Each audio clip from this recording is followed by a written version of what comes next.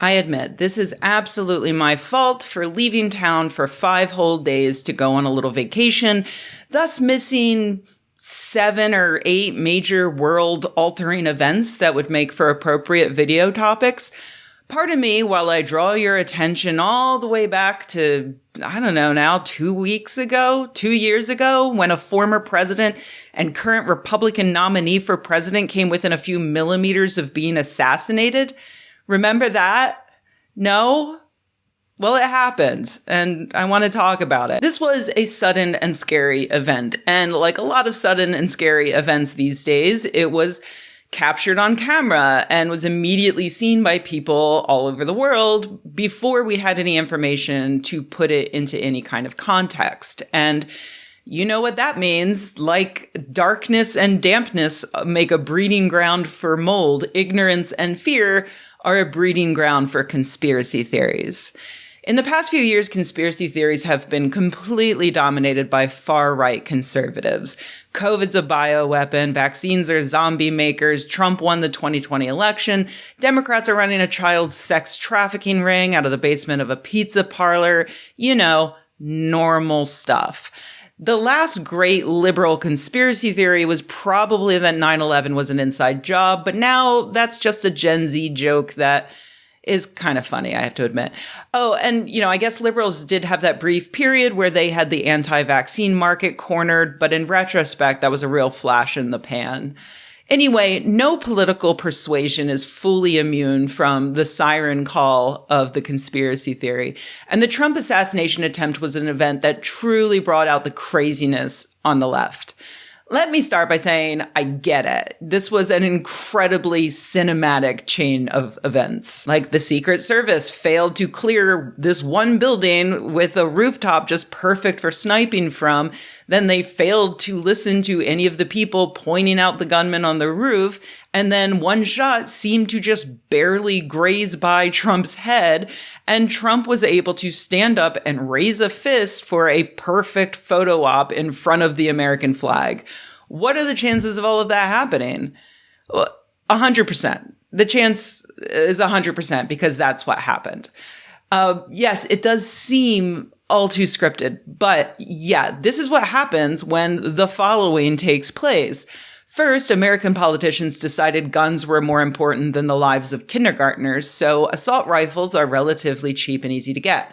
Then, our politicians decided that mental health, like regular health, is a luxury item that only the rich get to have. Then in 2016, Trump was elected and he made the Secret Service follow all of his many family members around the world, staying at Trump's own properties at exorbitant cost, leading to severe budget shortfalls and an inability to pay hundreds of agents, many of whom resigned en masse. Trump then gutted the Department of Homeland Security, which oversees the Secret Service, and fired many high-level people, including the head of the Secret Service, who Trump called Dumbo, firing him with no notice or explanation. Then Trump spent 8 years spreading violent rhetoric, calling neo-Nazis very good people, encouraging the Proud Boys to stand by, praising violent dictators, encouraging cops to abuse protesters, literally starting a riot on January 6th that resulted in several deaths, saying it'll be a bloodbath if he doesn't get elected this time. You know, I could go on, but you were there, you saw it, you know. And when you add all of these events up, they equal an inexperienced and underfunded Secret Service failing to handle a confused, angry man with a gun. But that explanation is boring, and facing it requires us to face the fact that our politicians have failed us quite horrifically, and preventing something like this from happening again means making huge systemic changes to the way our democracy works. Much easier to understand is this alternative. Donald Trump is a big, fat, lying megalomaniac, and so he set this whole thing up to seize power. The end. I immediately saw claims that this assassination attempt was a false flag on social media, but as the Washington Post reported, even influential Dem insiders were spreading this conspiracy. Dimitri Melhorn, a political advisor to Democratic donor Reid Hoffman, encouraged supporters in an email late Saturday to consider the possibility, which feels horrific and alien and absurd in America but is quite common globally, that this shooting was encouraged and maybe even staged so Trump could get the photos and benefit from the backlash. He added, "Not one newspaper or opinion leader in America is willing to openly consider the possibility that Trump and Putin staged this on purpose. Ask the question, people." You know, the caps really sell the idea that this is in no way a completely bonkers conspiracy theory that your great uncle might shout at you after his fourth whiskey. Here's what would have been required for this to have been staged. Trump convinced or brainwashed a 20-year-old loser who was a registered Republican who had Googled both Trump and Biden and the JFK assassination to bring a real rifle to his rally and actually fire it at Trump's head. We know it was a real rifle because there were real bullets that injured real people in the crowd, including one who straight up died. Unless you believe that the Secret Service shot those people in order to really sell the con. Then Trump would use a fake blood capsule or something smeared on his ear, and then he and the agents would have to act both physically and verbally for the microphones as if he is struggling with the agents and they're frantically attempting to confirm with their colleagues, who are also acting, that the shooter has been killed.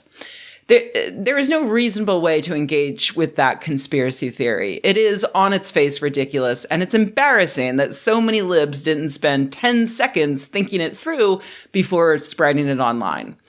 There's one other lefty conspiracy floating around, which is that Trump was shot at, but that the bullet didn't graze his ear.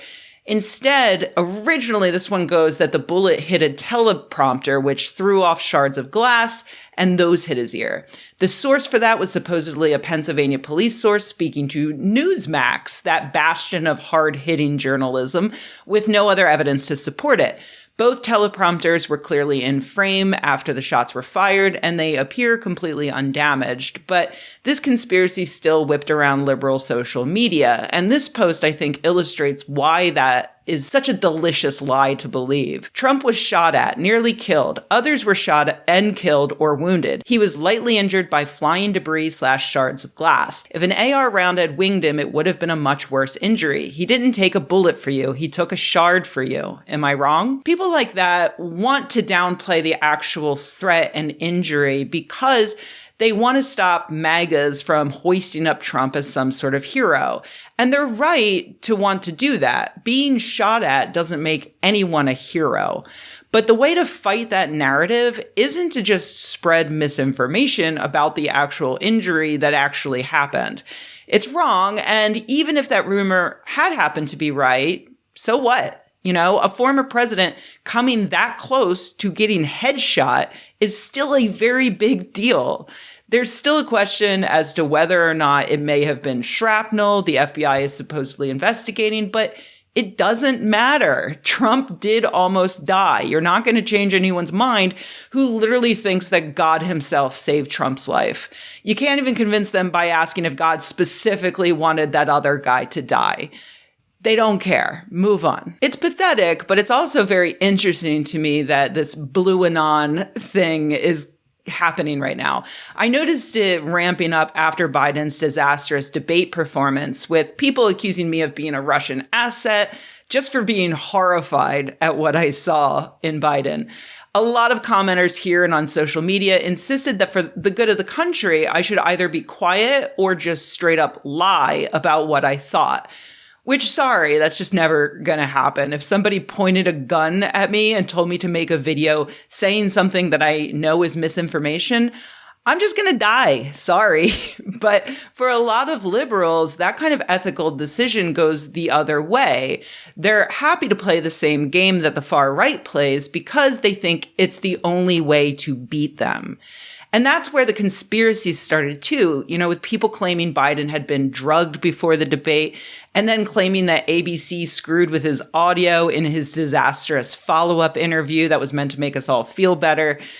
I suspect this liberal dive into territory formerly dominated by the far right is due to similar reasons that the far right went there in the first place. They fell into an echo chamber, saw an existential threat coming, and got scared. I do see Trump as an existential threat, and I do think that we can learn lessons on how to fight them by seeing how the far right got as much power as they have now. But the lesson isn't to use misinformation or fall back into comforting conspiracy theories. The lesson is to fight harder, to not back down, to canvass our neighborhoods, to tell our stories, to fund better candidates, to show up and vote for every position from the US president down to the school board, and then to annoy the living shit out of our politicians to make them do what we want. That's how the religious right did it, and that's how we can do it. I'll conclude by noting that this incident also did kick up a bunch of far-right conspiracy theories, because that's literally all the far-right does these days. They invest in pyramid schemes and they make up conspiracy theories, and they're all out of pyramid schemes. Just kidding. The far-right pyramid schemes will never run out. Early rumors were that the shooter was Antifa, when in fact his high school classmates described him as being very conservative. They postulated that Biden had ordered the hit, which only makes sense if you also believe that Biden is competent enough to orchestrate an assassination of a political rival, but senile enough to hire a 20-year-old dork who seemed to have also considered killing Biden himself. Though to be fair, most far-right conspiracies about Biden do require him to basically be like Harvey Dent if the normal half of him was just really old and sleepy. Unlike with the liberal conspiracies, the right-wing ones, of course, are getting boosted by prominent people like Wisconsin Senator Ron Johnson and Jesse Waters on Fox News. As Jeff Charlotte points out, they have a good reason to do that. The effect for Fox viewers is to make clarity impossible, thus increasing the longing for a strong man to set it right. So yeah, it seems like this assassination attempt really brought the country together in a way, with both the left and the right posting completely ridiculous conspiracy theories because they're scared and they want an adult to step in and make everything better. It's beautiful in a way. Anyway, please don't shoot anyone and vote for Democrats in November. Thanks.